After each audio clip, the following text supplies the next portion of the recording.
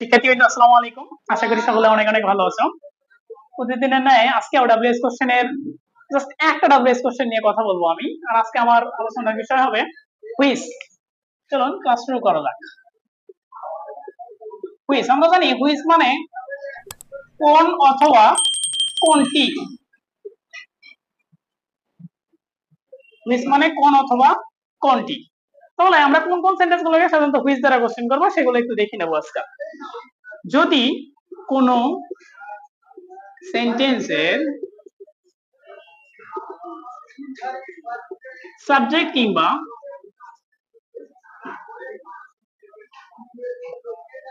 Object অংশে, যদি কোনো সেন্টেন্সে সাবজেক্ট কিংবা অবজেক্ট অংশে অ্যাডজেক্টিভ প্লাস নাউন থাকে, অ্যাডজেক্টিভ প্লাস নাউন থাকে, তাহলে সেই সেন্টেন্সকে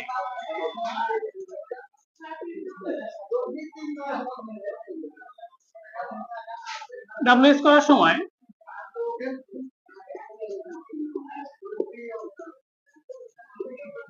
হুইচ দ্বারা প্রশ্ন করতে হয়।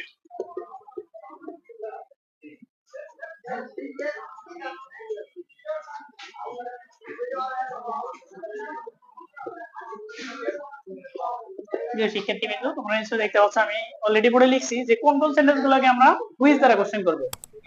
আমরা লিখছি যদি কোনো সেন্টেন্সের সাবজেক্ট কিংবা অবজেক্ট অংশে অ্যাডজেক্টিভ প্লাস নাউন থাকে, তাহলে সেই সেন্টেন্সটাকে ডাব্লিউএস কোশ্চেন তৈরি করার সময় নিঃসন্দেহে হুইচ দ্বারা কোশ্চেন করতে হবে। তো চলুন আমরা স্ট্রাকচার দেখে নেই। তো হুইচ দ্বারা কোশ্চেন করতে হলে যে গঠন প্রণালীটা হবে বাংলায় সেটা আমরা একটু দেখে নেব, যেটাকে ইংরেজিতে বলা হয় থাকে স্ট্রাকচার।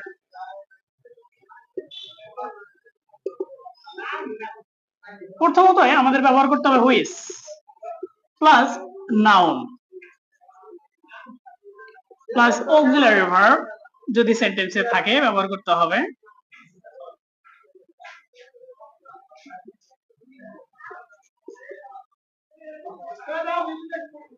প্লাস সেন্টেন্সের subject plus main verb plus বাকি অংশ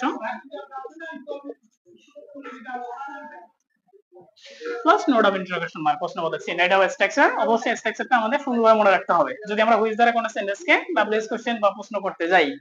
তাহলে শুরুতে আমাদের which plus noun plus auxiliary verb plus subject plus main verb plus বাকি অংশ সবশেষে প্রশ্নবোধক চিহ্ন দিতে হবে। তো চলুন এবার আমরা কিছু উদাহরণ দেখে নেই।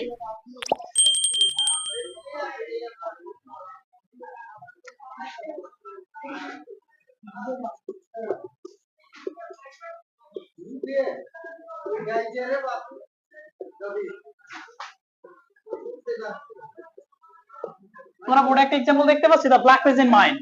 The black pen is mine, কালো কলমটা আমার।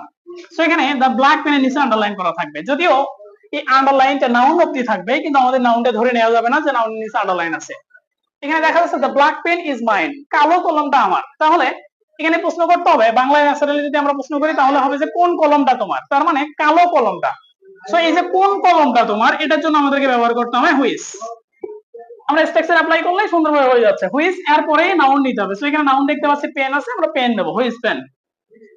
এরপরে সেন্টেন্সে যদি অক্সিলারি ভার্ব থাকে তাহলে নিতে হয়। সো এখানে ইজ আছে, আমরা নিলাম হুইচ পেন ইজ। মাইন থাকলে মধ্যে পারসন পরিবর্তন হয়, সেখানে ইয়োরস হয়। সবশেষে আর কোনো অপশন নাই, নোট অফ ইন্টারোগেশন মার্ক। তার মানে এখানে হচ্ছে the black pen is mine, কালো কলমটা আমার। বলা হচ্ছে হুইচ পেন ইজ ইয়োরস, কোন কলমটা তোমার। Thank you. আজকের মতো এখানেই শেষ করছি। আল্লাহ হাফেজ।